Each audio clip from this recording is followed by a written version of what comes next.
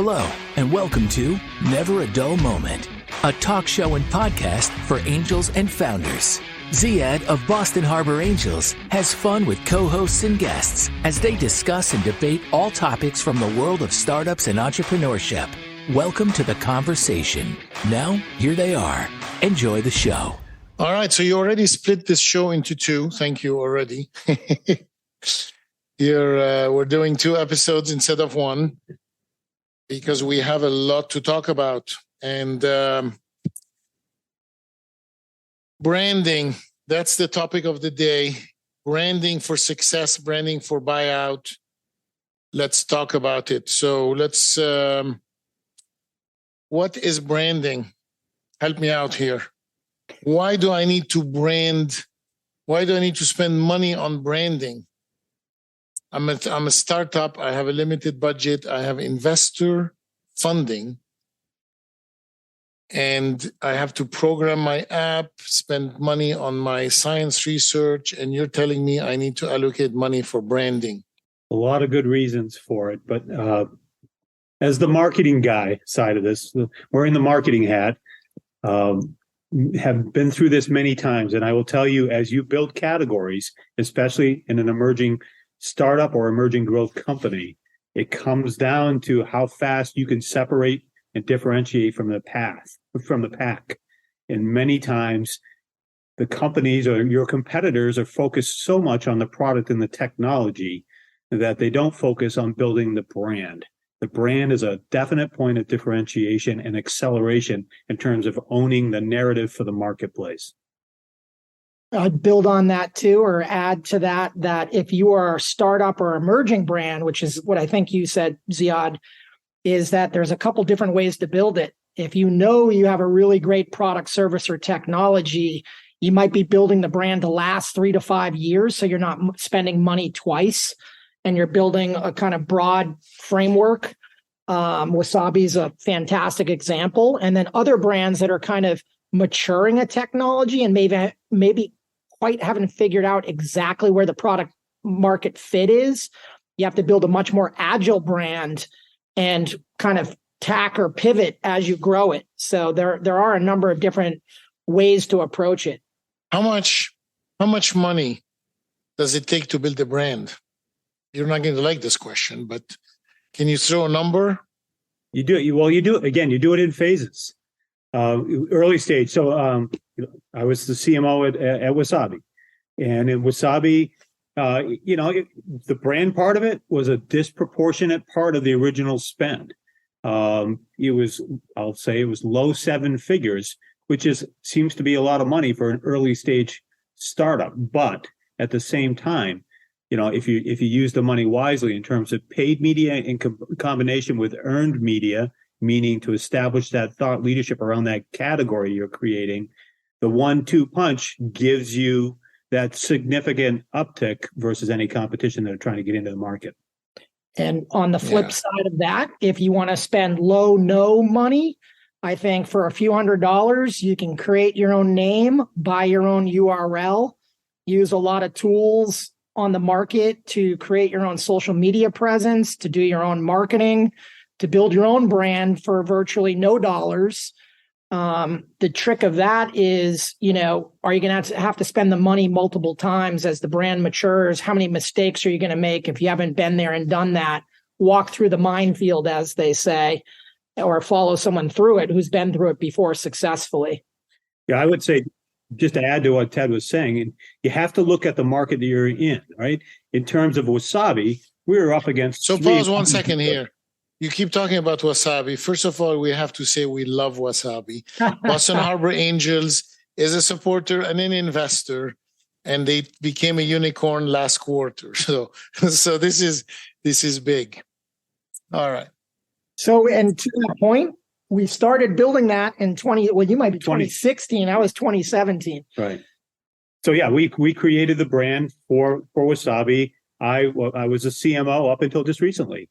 And Ted was my partner in crime in helping to establish that brand. But the mission there, Ziad, is you'll recall way back when in late 2016, in terms of large investors out there, they're all saying, this is insane to be taking on Amazon, Google, and Microsoft. You can't possibly win there. So the mission for us was to literally come up with not only a disruptive technology, but a whole new market category and create a brand that could stand out against this market that literally had been in existence for 12 years. Why would anybody even think about putting their money in anywhere different than the big three? And you're talking about cloud storage for Wasabi. Yeah. Google, Microsoft, yeah. Cloud storage. And sorry, can I throw another thing at that, Ziad? Because a lot of people want to move fast and build something. And obviously, as an entrepreneur, you want to stay extremely scrappy and cost conscious, and you don't want to spend your money twice, and you want to spend your money wisely. Just as a hack, as you're building a brand, if it's a brand that has to tell a emerging story and have like wide guardrails, even things as basic as a great name, in the case of Wasabi, with forward thinking that internationally translates and is catchy, like Wasabi, but second pairs to the category that Mike created, hot cloud storage, and the name. But then as you build the brand, really simple components, the most simple message to repeat over and over again. That's great. Simple moving parts, simple colors, simple fonts, simple message, because the less you have to think, the better as you're moving really fast, and the less you have to spend when you're constantly trying to reinvent or revise or change a brand. You know, they say it takes a lot of effort to write a short letter. I think that the same is true with a brand. So people should know you guys are world expert at this. We're lucky to have you on the show. When should a startup start thinking of branding in the way you guys think about branding? I literally think it starts on day one when you start to think of the name of the company. You know, we'll keep playing the Wasabi example. It was originally a company called Blue Archive, and the discussion I held with the two founders of Wasabi at that time was around this. I asked Dave Friend, the CEO, you know, brilliant entrepreneur. Every single one of his bets has been a huge success. But I asked him what it meant. What was Blue Archive all about? And he said, well, blue is my favorite color, and archiving is what we do. and I said, okay, well, that makes sense. Then I asked Jeff, do you think archiving is what we do? And he said, no, we do a much faster version of storing data. It's called active data. I said, okay, active data is also known as hot data. And he said, right. I said, hot data could become a whole new category. And from then, we just started to rotate around where could we go with this. And eventually that idea of hot and Wasabi came about. But if we had launched as Blue Archive, and I think one of the things we missed at the very beginning of this discussion was branding is all about, especially for early stage, you think about, you know, your exit strategies and how to optimize valuation potential. If we had gone out as Blue Archive, we would have been discarded as an archive company. There's a ton of archive companies. But cloud storage is a massive, massive market that doubles every 2 years. That valuation potential is altogether different. That's why on day one, literally in the formation of the name of the company, you need to think 5 years out and the potential of the market you're playing in. And I would also say that the interesting thing when it comes to like tech and the analyst community and the Gartner groups of the world and whatnot, they love to create categories because it makes them money and it's often a defining technology. So cloud storage already was a thing. Yeah. But Mike basically borrowed equity from storage, cloud storage in particular, by adding the descriptor hot cloud storage.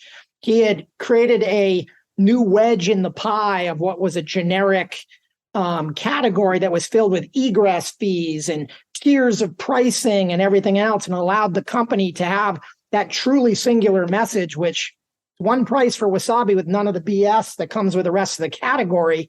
It's far less. It's well, at the time, 1/5 the cost, 8 times faster, and incredibly protected and safe.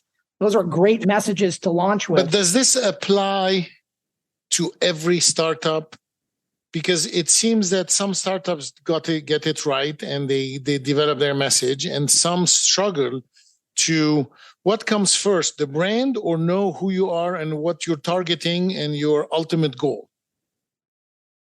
I'll tell you from my perspective, my experience has been, again, I've worked at a lot of different tech startups and up through IPOs as well. And one of the biggest mistakes they make typically is it comes with positioning and simple messaging. And by the way, simple messaging is very difficult to do. But because there's a lot of pride in developing disruptive technologies or innovation technologies. And from a marketing perspective, those companies focus their message on how they built or what their technology does. And the shift as a brand marketer, if you will, or even not putting aside the word brand, is why it matters. What does your product do for the customer? That allows you to talk at several levels inside the stack, if you will, C level all the way down to the developer who wants to know how it was built. That's critical in shaping the evolution of your brand. You have to have different tiers of messages for different audiences in your brand. Yeah, often we say speak with one voice, but in multiple dialects. You want one brand voice, but it can speak to a lot of different audiences. And I just want to bring up one other thing that I think it's important, Ziad, with your question, is that marketing, branding, has always existed to sell more product, service, or technology to a customer, right? We're selling something to someone else who wants to buy it. But the other thing you have to think about, the other lens, if an exit is in mind, even if it's an exit in the mind at the very beginning of staging your company, is a buyer, whether it's strategic or financial, looks at the entire business and every touch point as an asset that they want to buy.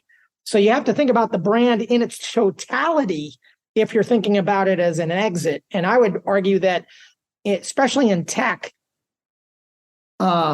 you're always thinking about what a future exit might look like and how you want to position the business in that front. Whether or not you exit or not is moot.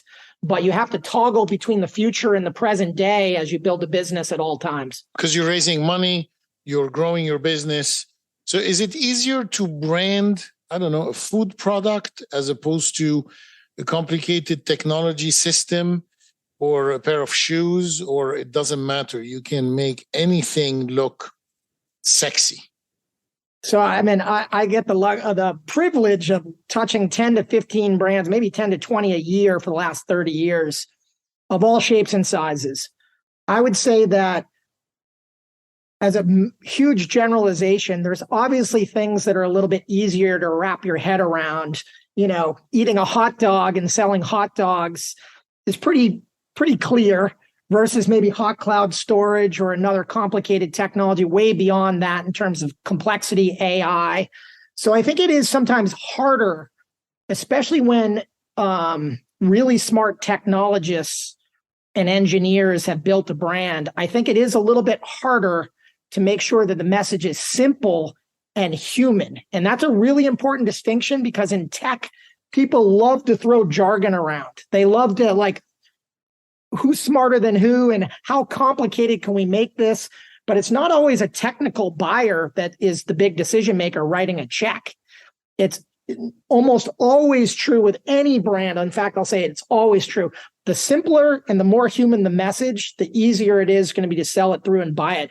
People make a conscious decision, an emotional decision, then they go down into the weeds and they want the super technical stuff as they analyze and go through their sales process. I don't know if you have anything to add to that. What would you say to a founder? If you were to give a piece of advice on what to do and one piece of advice on what not to do, what would you say?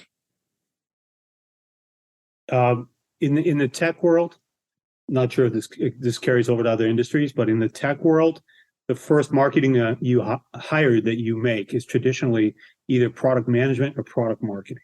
That's critical in terms of developing the technology into a sellable solution.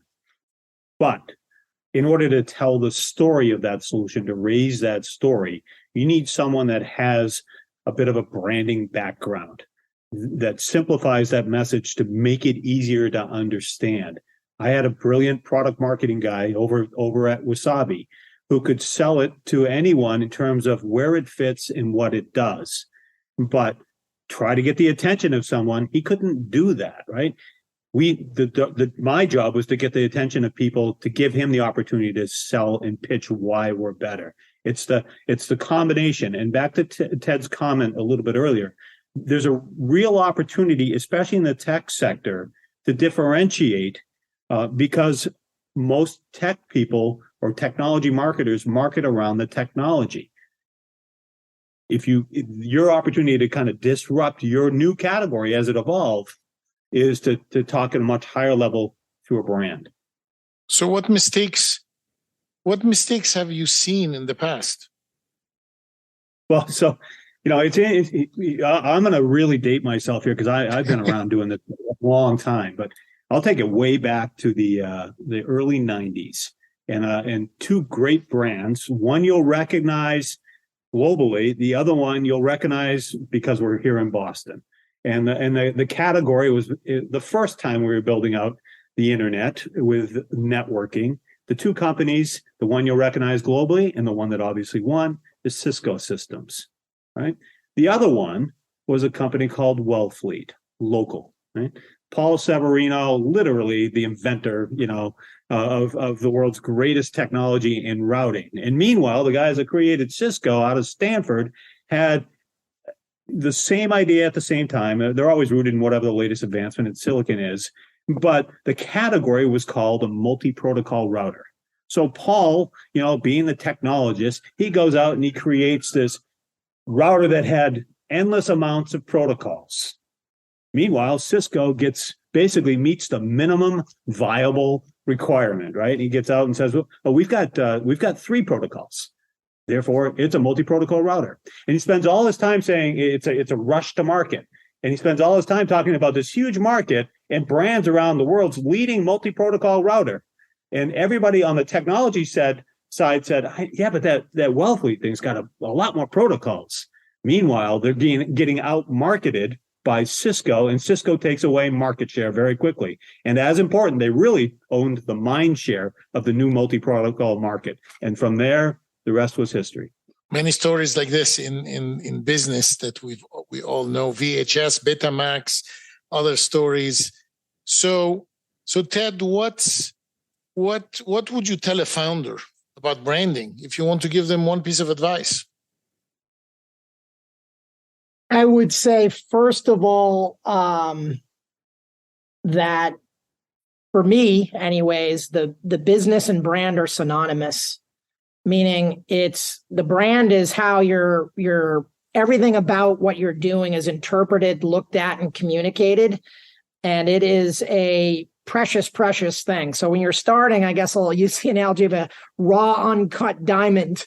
And if you got something that looks pretty ugly, but underneath as you shape it and mature it, it's going to be super high value, that you should not underestimate the value of it. I get the privilege of talking to a lot of really smart financial people, and I'll just give you one analogy here. Because I always get beat up about, brand and marketing. And one of the subjects we are on is the value of a business and the perception of the value of the business. And the argument was that a business is only worth as much as its financials say it's worth, the foundational, dollars and cents. And I said, all right, well, what you told me earlier in the conversation was that how you present the numbers on a spreadsheet can increase or decrease the value of a business. And I said, just so I'm clear, you're not fudging the numbers because you go to jail for that, right? And they're like, yeah, no, we're not fudging the numbers, but you can present the numbers and optically present them so that the interpretation on the other side could swing value up or down. And I said, well, if that's true, why can't that be true with every touch point, communication channel, conversation that the rest of the business is having? Won't that influence the value up or down? I'm like, all right, I guess I see your point. So for me, I always think about building brands in the short term. And as a founder, if you're just starting, being incredibly agile, scrappy, use everything you possibly can at your disposal that's low or no cost. and try to build the brand methodically into what you envision 5 years out. You really have to go back and forth between future and present day. And if you have that mindset, that kind of bimodal mindset, it's going to serve you well. And if people remember you, because the brand is not just for your customers, right? Is the brand for your investors, for everyone, your team, your friends? Is it for everybody? My answer is yes, absolutely. And you back to Mike's conversation about how you message according to different altitudes. It's one brand with one message and hopefully one very clear message, but there are different dialects for the investors and the shareholders and the founders and the people running the company internally, your customer stratification up and down, because maybe you're selling tech like Mike's done, where you have 5 people influencing a buy, and all 5 of them will look at it from a different lens. So you got to have that really clear message and then break it down into its right altitudes. Is the workplace also a part of the brand? If you're a great place to work at, is that part of the brand? Yeah, without question. A great brand attracts more talent. It attracts better talent. People want to go to a winning brand. And again, we see that here in Boston with Wasabi, the incredible presence that the company now has, not only here in the city of Boston, because of a number of different efforts, but now globally as well. The company's hiring fast. It has no problem. I could tell you coming from there. It's not getting people to come to Wasabi is not an issue whatsoever. There's a lot of pride inside it. And there's wearing, as you know, Ziad, wearing Wasabi swag is a big deal. I mean, people know it. And the funniest thing about it, I'll just take you back to, I still to this day, I'll wear a Wasabi shirt around town and people walk by and they say, they'll do the old Budweiser, Wasabi kind of thing. They just have fun with it, right? And it's building on its own, whether you're a part of the company or not. But people take joy in a good brand. You mentioned mistakes. I think a lot of bigger companies make the mistake of not focusing on internal branding. Absolutely. Every single employee, no matter how big, should know what the business is, what it stands for. Because these days on social media, I'll just say you see a UPS driver or some flight attendant doing an act of kindness or something that you would not expect having a big effect. Every single cog in the wheel of a business is important. And sometimes small things from the doers out in the business become really big deals of what the brand represents. And that can be both good and bad. But I think most companies completely underserve and underspend on their own internal culture and how to saturate the brand and indoctrinate the people into their brand. But does the brand come from the top? Like the leadership has to live and breathe and buy into the brand, correct? I think if you're going to be an exceptional company, yes. I think these days it's a little bit tougher when maybe a CEO's swapping out. And, again, with all the M&A activity, sometimes people's motivations are driving, towards different outcomes. I think the best companies in the world, it absolutely stops at it's across the entire company. And it starts from the top. I remember, I'll never forget the day that I actually interviewed with Dave Friend. Founder of Wasabi. Yeah. Founder of Wasabi to go to, what was then Blue Archive. And I said, Dave, I've done a lot of tech companies over the years, and it's rare to find a CEO of a tech company that actually understands the true value of building a brand and marketing. So I said, just one simple question. What's your philosophy on the fit of those two things into your companies? And he gave me an answer that I'd never heard from any single one of them before. And I've had some great successes, but this is how I knew Wasabi was going to be a different opportunity. And it was Dave said, I believe great companies are 50% about the product and 50% about the brand. And that changed that right there. He had me, because it was the first time I've heard in tech, somebody said, hey, look, I know I've got a killer product, but now I know I got to build a killer brand. And he was giving me that platform to do it. I'm doing it again with my latest gig at Aviatrix. And I would also say that Dave and Jeff and the whole Wasabi crew is fearless, because when I got brought into the fold, they said, yeah, we want you to build a brand and take on Amazon. Right. And I'm like, a pre-revenue startup? I'm in. Yeah. I'm in. Let's go. Yeah. And now Wasabi is everywhere at Fenway in Boston. It's one of the top startups. I don't know if it's not a startup anymore when you have over 300 employees. But so talk about yourselves a little bit. All right. So I'm Mike Welts. I'm the current CMO of a company called Aviatrix. Again, one of the fastest growing tech companies in the US. I've been in the cloud now for about 6 years, starting with Wasabi on the storage side. And what we're doing at Aviatrix is we're actually connecting all the different types of clouds to make them look like one. Massive opportunity. We will become ultimately the Cisco for the cloud era. I was around at the very beginning 30 years ago when Cisco was a startup. My startup was a company called Cabletron. We built the networking side, we tied those routers together. Over the past, now hard to believe, 30 years, I've built 9 other tech startups, been very successful to work with some incredibly talented people, had some great successes, had a couple failures, but I surround myself with incredibly talented people like yourselves to figure this out.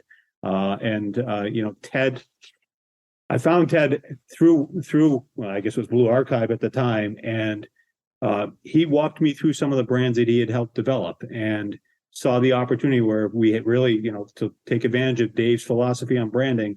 Ted would help me to be disruptive on the marketing side, not just on the technology side, and we've been in partnership ever since. Well, it's nice being next to my esteemed colleague here, Mike Welts. And thank you, Ziad, for giving us this opportunity. I'm Ted Schlueter.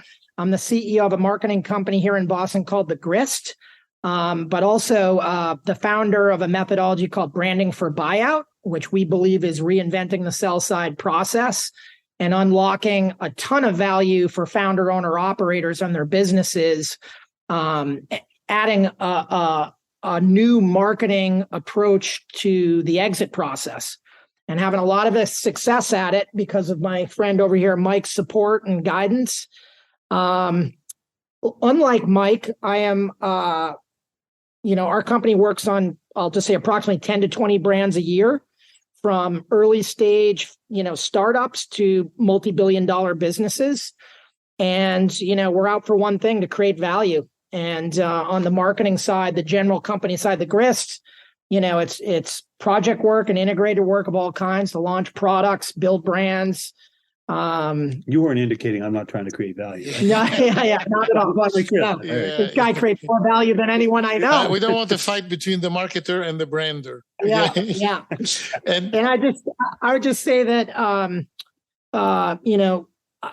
one of the benefits I have is getting to work with so many different brands each year in and year out, that you get to see a lot of different use cases on how to build and kind of act like an entrepreneur with the entrepreneur as you build their brand. And I think that is one heartfelt sentiment I have with whatever I touch, is always act like an entrepreneur. Right. And you have a book out. Yes, Branding for Buyout, which has a chapter with Mike and Wasabi in it. And we are co-authoring another book that's coming on the horizon sometime soon. Chapter 2. It's the most important chapter of the book. Yeah. Exactly. It is. Excellent. Great to have you guys. And you will be back. We already decided that. So you will be back. Thank you for the great opportunity. Thanks, Ziad. Thanks for having us our backs over there at Wasabi as well. Thank you for listening to Never a Dull Moment. We hope you've enjoyed the show. And don't forget to rate and review us. Until next time, have a great day.